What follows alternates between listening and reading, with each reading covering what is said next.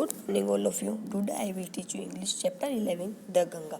Before the starting of the chapter, let's open your folder. I will read verb and words for you. You may learn it. Now I am starting with the words. Motherland means मातृभूमि, country means देश, river means नदी, scred means पवित्र, mountains means पहाड़ियाँ, peak means चोटी, snow means बर्फ, cave means गुफा, plain means मैदान, pilgrimage means तीर्थ यात्री, fertile means उपजाऊ, crop means फसल, bank means किनारा, canal means नहर, holy means पवित्र, fair means मेला, journey means यात्रा. Okay, I am starting with the verbs. पूजा करना worship, worshipped, worshipped. उदय होना rise, rose, risen. ढकना cover, covered, covered. उत्पन्न होना orient, oriented, oriented. स्थित होना situate, situated, situated. प्रवेश करना enter, entered, entered.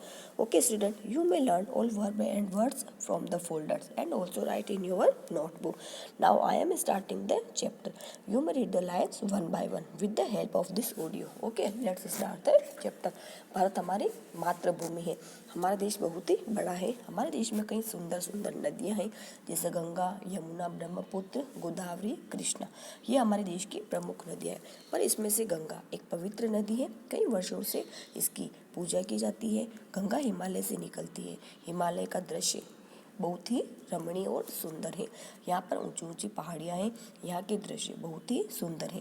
हिमालय की चोटी बहुत ही ऊंची है. ऐसा लगता है जैसे ये आसमान को छू रही हो. ये पूरा बर्फ से ढका हुआ है. चारों तरफ बर्फ ही बर्फ है. ओके, इसके बाद जिस स्थान से गंगा निकलती है वो ऐसा लगता है जैसा वो ये गाय का मुंह हो, है ना. इसीलिए इसे गोमुख कहा जाता है. गोमुख हिमालय का एक विशेष बर्फ की गुफा है. इसे गंगा का जन्म स्थान भी माना जाता है. गंगा गोमुख गुफा से ही उत्पन्न हुई थी. यहाँ बर्फ के टुकड़े टूटते हैं और वो ही पिघल कर नीचे जाता है. यही वो पानी है जो गंगा गोमुख गुफा में से एक छोटी धारा के रूप में बहती है. वहाँ से ये सभी छोटी नदियाँ इसमें मिल जाती हैं. इसके बाद ये बड़ी और बड़ी होती जाती है. गंगा ऋषिकेश की पहाड़ियों से होती हुई हरिद्वार की निचली घाटी में जाकर मिल जाती है. ऋषिकेश और हरिद्वार हिंदू तीर्थ यात्रियों के लिए दो प्रमुख पवित्र स्थान हैं. सभी सालों में व्यक्ति यहाँ आते हैं और इस पवित्र गंगा में स्नान करते हैं. नदी के किनारे जो मंदिर स्थित है वहाँ पर पूजा प्रार्थना करते हैं. ये नदी उनकी आत्मा को पवित्र करती है. यहाँ पर तीर्थ यात्रियों के लिए कई स्थान प्रमुख हैं जैसे वाराणसी और प्रयाग, इलाहाबाद.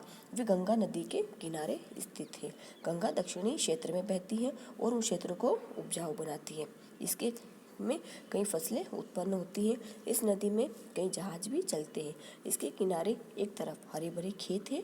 इन क्षेत्रों में गंगा का पानी एक नहर के द्वारा पहुंचाया जाता है ना. इसके बाद इलाहाबाद की दो प्रमुख नदियाँ यमुना और सरस्वती गंगा में मिलती है. इन तीन नदियों का जब समूह होता है तो उसे त्रिवेणी या संगम कहा जाता है. ये हिंदुओं के लिए बहुत ही पवित्र स्थान है. यहाँ पर 12 साल में कुंभ का मेला लगता है. इस पवित्र अवसर पर देश विदेश से कई लाख तीर्थ यात्री इस संगम में डुबकी लगाने आते हैं. कुछ दूरी पर जाकर गंगा नदी वेस्ट बंगाल में प्रवेश करती है और वहाँ पर इसका नाम हुगली हो जाता है. वहाँ पर यानी कि इसे वहाँ पे हुगली नाग के नाम से जाना जाता है. इसके बाद ये सारी नदियाँ बे ऑफ बंगाल में जाकर मिल जाती हैं.